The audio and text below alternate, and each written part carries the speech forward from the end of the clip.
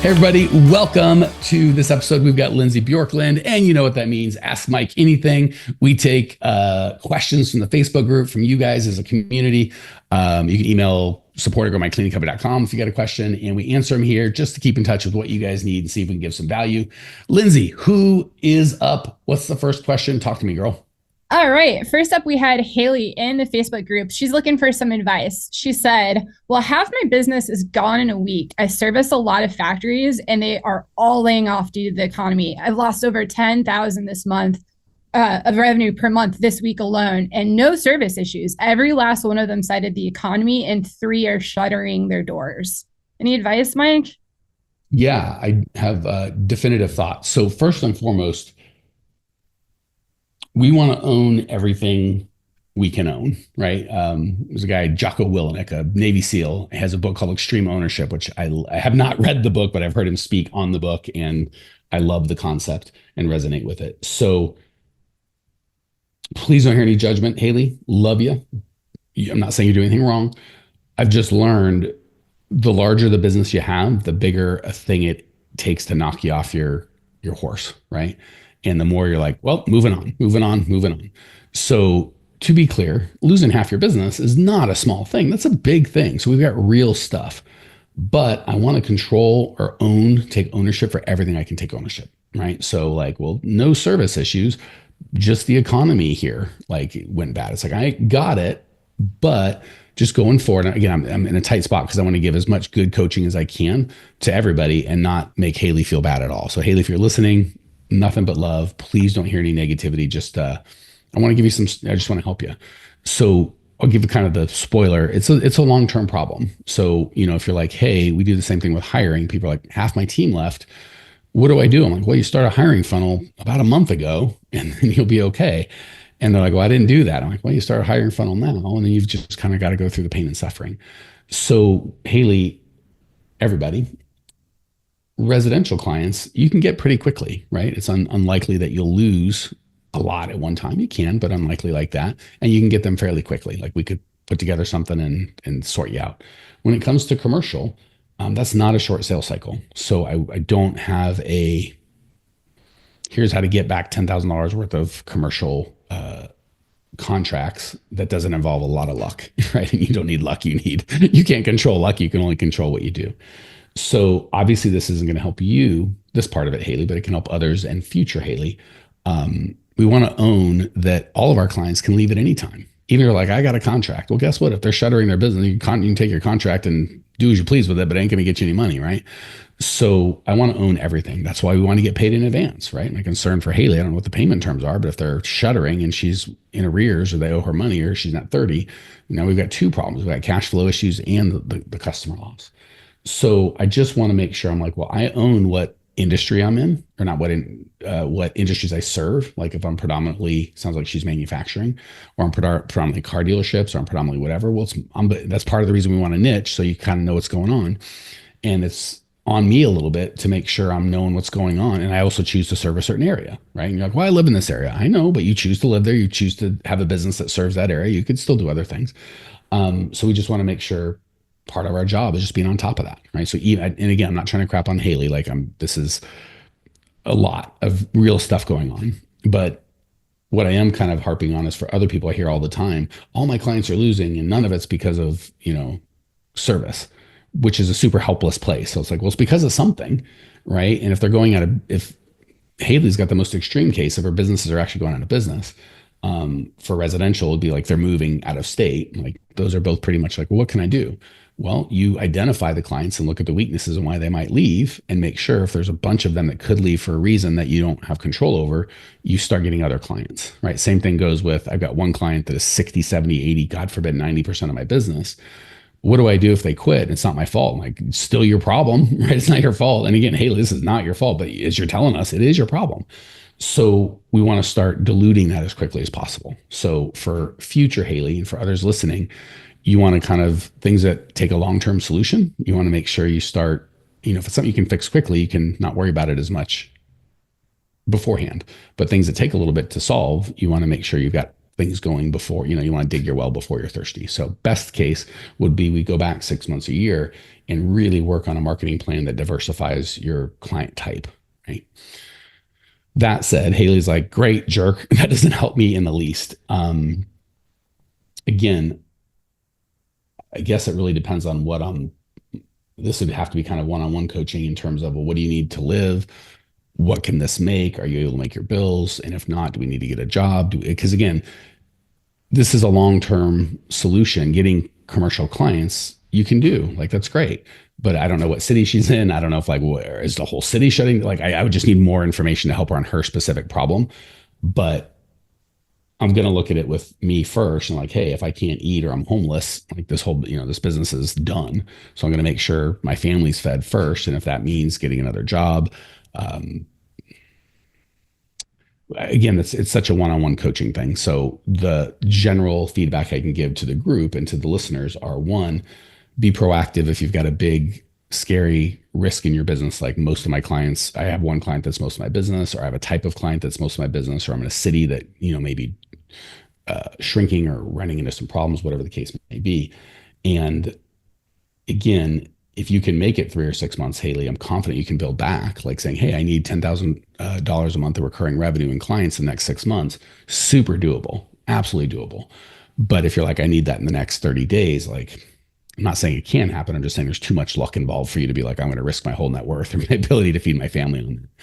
The other thing, which just for Haley, that if I was coaching her one-on-one, I'd want a lot more information about her city. Like, why are all these people closing? What's going to happen in the future? I don't want to replace old clients that we now know are risky with new clients that we could know are risky, and then set myself up in that same situation. So sorry, Haley. I'm not trying to be negative or not give you specific advice. I would need more details about your situation. So the big picture is, anytime you see a big problem in your business that can take a little bit to solve, start solving it 6 months before you need to. Because a lot of times I've had lots of people that are just like, I had one client, they were a big client. We were doing 30 grand a month and they left, and now we're doing 6 grand a month. It's like, I would start panicking at the time I was doing 30 grand a month and 25 of it was one client. I'd be like, oh my God, I got to sell a bunch of $2,000, $3,000, $4,000 clients. I got to get, that. So I'm doing 60, 70 grand a month, and that 20 grand still would hurt, but it's not all of it. So, yeah, dig your well before you're thirsty. And, I'm sorry, Haley, business is tough enough, like, regularly. And when you get a kick in the gut like that, it's just tough. So honestly, if you want to reach out, I'll do my best to help you kind of one-on-one, Haley, but just kind of one to many over this format. I can't give you the help that you need. And it sounds like you got a lot going on, sister. All right. Hopefully that was helpful to the group. Who do we have next, Linz? Yeah. So next up, we have Robin from the Facebook group. She asked, what is your process for finding a commission-only salesperson? Got it. So 2 things. It'd be nice to know if Robin was residential or commercial, because it'd be a little different. For commercial, I'm much less bullish on salespeople, because there's just a lot of, again, just like I was mentioning for Haley's problem, it's a long sales cycle. So it can take 3 to 6 months to know if they're any good. And if they're not, now you're out 3 to 6 months, and all the money you gave them and you haven't grown. It's a long thing. And because it's so relational, you pay someone to build those relationships. And when they do leave, if they are good, you can't have them not take their relationships with them, right? So you can sign a non-compete, and you like to think most people are going to act in integrity. But if, Lindsay loves Steve and Steve's my salesperson, and Lindsay wants to work with Steve, like, it's a free you know what I'm saying? Like, maybe I could, not maybe, it's America. I could sue anyone for anything. I could sue them, but is that going to be the best use of my time? So I would probably not, I definitely wouldn't recommend a commission only salespeople person for commercial. Now we can talk residential. Before we talk residential, let's talk commission only. My least favorite thing, and I've done this, guy, so this isn't me sitting on Mount Pius judging y'all. This is me making big, fat, dumb mistakes, get my teeth kicked in, and put my arm around you next to you going, all right, I've gone down that road. It's a bad road. Let me tell you why. So please don't feel judged, feel loved, and just, I paid the tuition. Let me just give you the education for free. The most expensive person on your team is your salesperson. If you take out leader, executives, yourself, and good salespeople can make more than the owner sometimes, which is okay, right? Cash, income. equity, they're hopefully building you something that's, yeah. So your net worth should grow faster than your salesperson. But if your salesperson is making more than you and your business is getting growing really quickly, we're okay with that. So the reason I am such an advocate against commission only salespeople is we think they're free. That would be like me going to get a babysitter for my kid. And, I can go on care.com or go with a friend or whatever, and it's $20, or I get a hobo, but he'll do it for free. It's like, I'm saving $20. It's like, yeah, but I'm kind of entrusting this guy or this person with the most valuable thing I have. So we've got this universe where, so you're going to pay them somehow, right? No one works for free.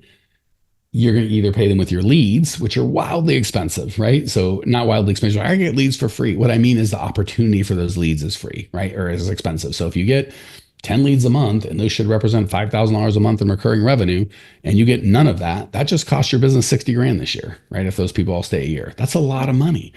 And you're like, no, Mike, you don't understand. He or she is going to work for totally free and generate his own leads. And I just want to pay him a commission of the thing that I do. It's like, yeah, because the good salespeople will do that.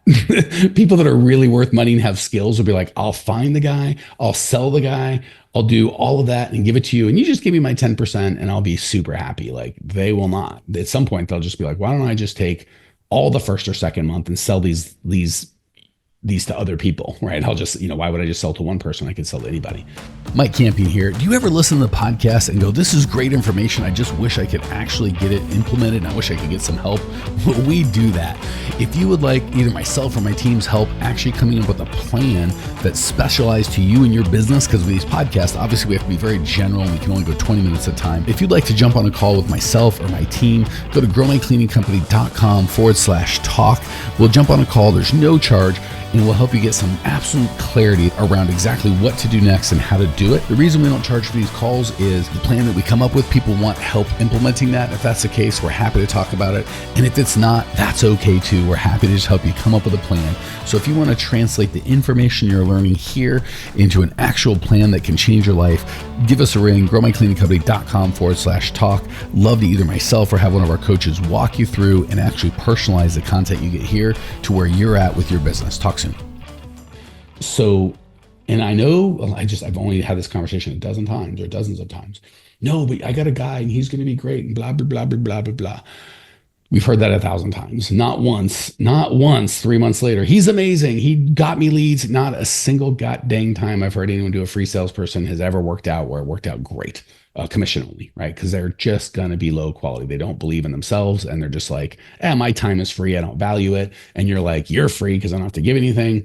But you're entrusting the brand and reputation of your business. They could lie, they could cheat, they could steal.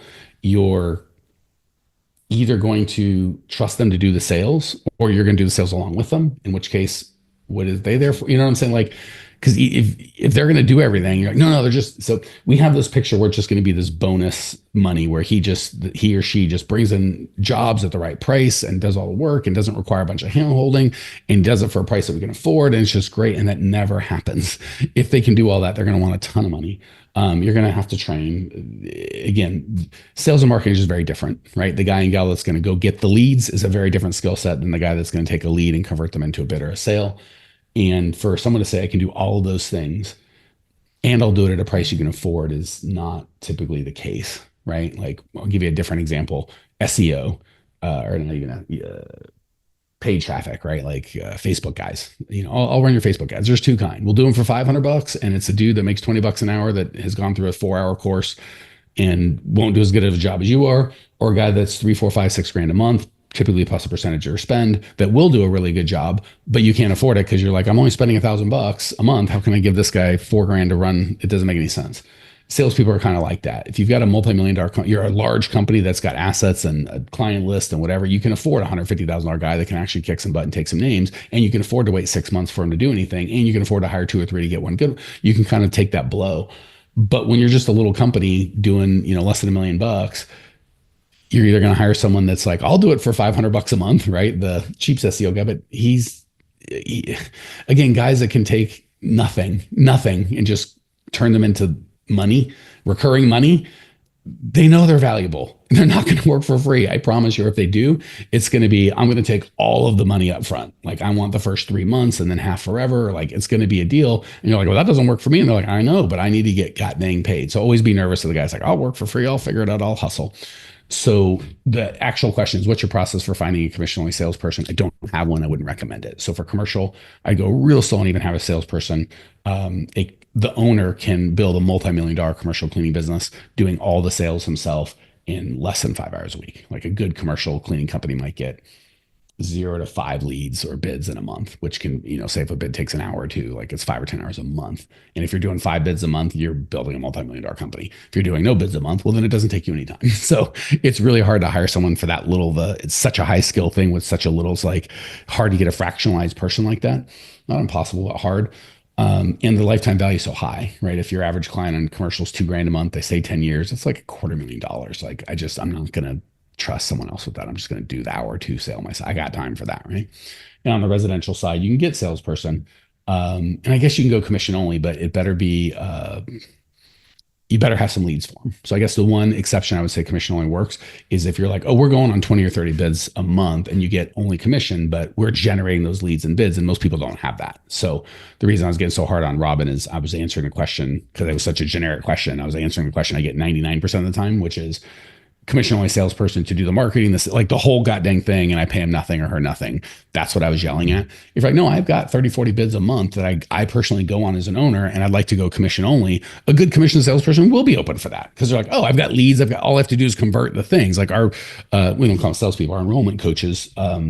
We give them so many leads. They only get a commission, but they have so many leads. It's like, good Lord, man. Like we spend $50,000 a month, on getting leads for our team. So the one exception would be if you do have a good lead flow, and then the process would be the same way. We'd hire a cleaner, just change the skill set. It's still 90%, probably 80% core values, especially, no offense, on the residential side. Selling cleaning service is a very easy sale. They invite you out to their home. You do a walkthrough. They kind of know what it's going to cost. They already want the service.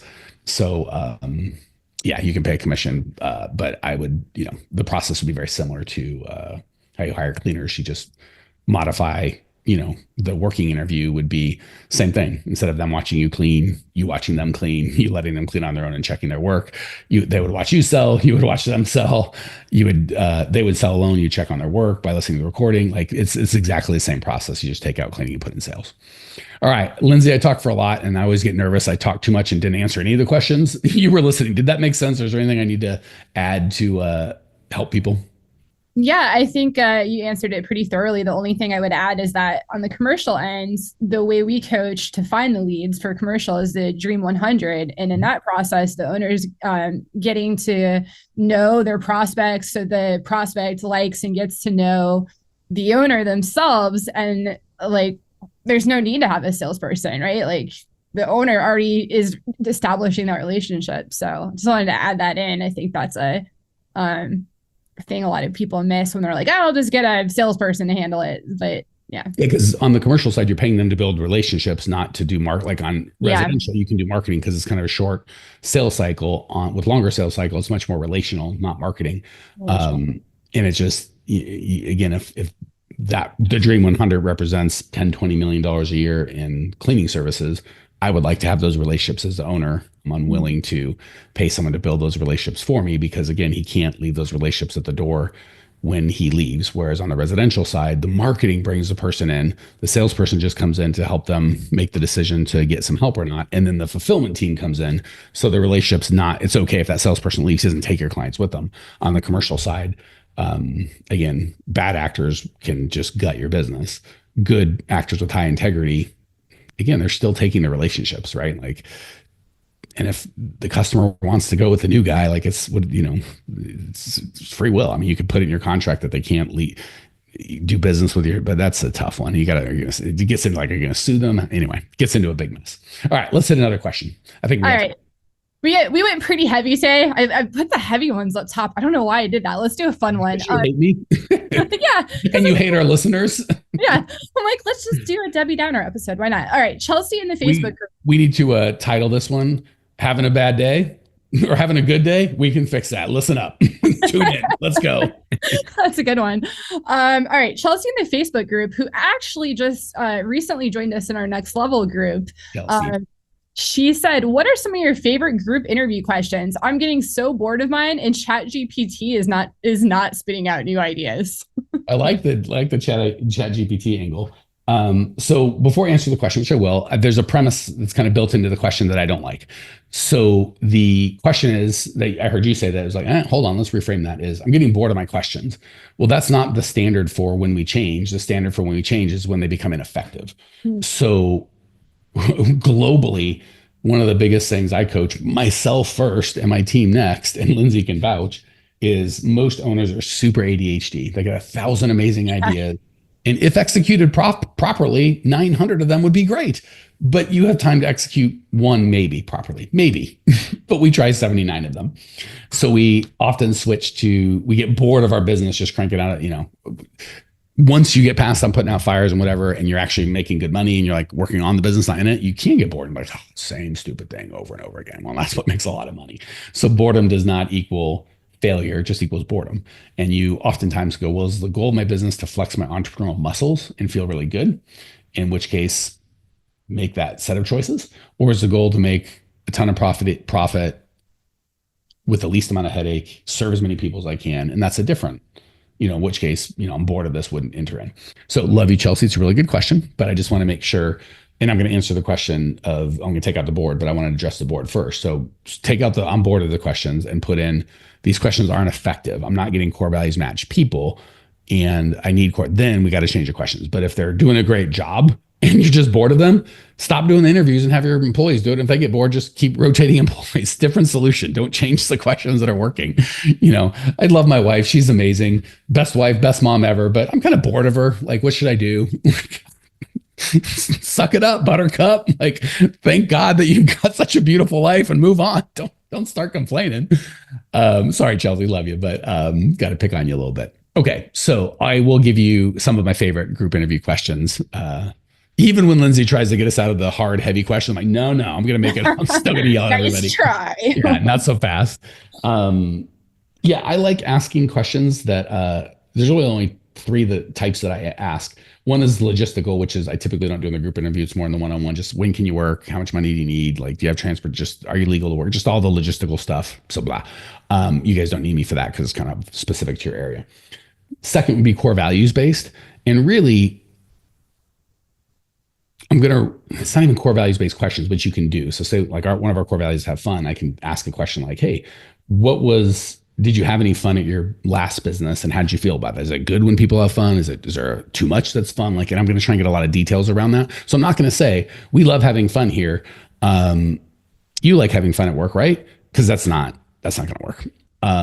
What I would say is, or be real and say, hey, how do you feel about people showing up the way that they really are, as opposed to being a little more professional and putting on, like you want to ask the question in a way that it's not, I won't say judgmental, but not, it doesn't kind of give away the answer you're looking for. My favorite questions are to ask questions of things that your people typically struggle with or that you have conflict with, and then still put them through the filter of your core values. So great question would be, if your partner didn't show up or showed up late or had all the equipment and whatever, what would you do? Or if you get to the place and the owner's like, do this extra thing, what would you do? Or you broke something, what would you do? Or just anything that you struggle with your cleaner. If I asked you to do an interview like this one, how would you feel about that? Or if we required weekly meetings, like any of the things that you think people are going to, have a problem with, let's just ask them, right? And the magic question is always why, right? So the first answer, what would you do if your partner didn't show up? Oh, it's still clean. Interesting. What makes you say that? Why would you do that? Not anything else. Well, I feel like, and then you'll get the real answer. You'll get the good answer. Like, well, I want to get paid. Nothing wrong with that, but it's honest. Another would be, I can only control me. I'm going to do what I can do. Extreme ownership. I like that. Mm-hmm. Well, I don't know. There could be lots of answers, but the why will almost always give you more information than the what. All right. I feel like we've gone long, so I'm cutting it off. Guys, gals, hopefully this has been helpful. If I love podcasts, I'm a big consumer of them myself. Just want to encourage you, if you got an idea or you want to do something different, don't just move on to the next podcast or next thing. Take a minute, take a break, take an action, and really just think through, not just like that was a good idea. Really think through, just like we're talking about with, don't switch your interview questions if they're working, right? Start with how's my interview process working? If it's working, don't change anything. So same thing with any of the ideas we have. If you've got something, I like that, I'm going to do it. Just take a back off and go, hey, is what I'm doing working? Do I anticipate going to work in the future? And if so, don't worry about any of this, coach. Just keep doing it, right? Just be like, I got it. And if you're not getting the results that you want, please don't just move on for like, well, that was good information. I'll get more information, right? It's one of the best definitions I've heard of maturity was not knowing more, or wisdom was not knowing more, but the percentage of what you know that you implement. So someone that only knows a little bit but implements all of it can be a lot more mature or wise than someone that knows a ton and implements very little. So the two ways you can implement a higher percentage of what you know is to stop learning new information before you do some of the old stuff, or implement more of what you know. So I would encourage you, take a beat, implement something. If you need some help for us, feel free to reach out, Instagram, Facebook. You can email us, whatever you want. We have a bunch of coaches. We're here to help owners of cleaning companies specifically. Talk soon. See ya. Hey, Cleaning Nation, if you dug the content you just got, we don't do any ads and I don't sell anything on this podcast, but if you would just subscribe, rate, and review, it would be huge and I'd be so appreciative. Not only is it going to help me, but you'll help other owners of cleaning companies across the world work less, make more, and get profitable. So if you appreciate the value we give, again, subscribe, rate, and review. It would mean the world to me. I'd really appreciate it. And we sure appreciate your time and attention.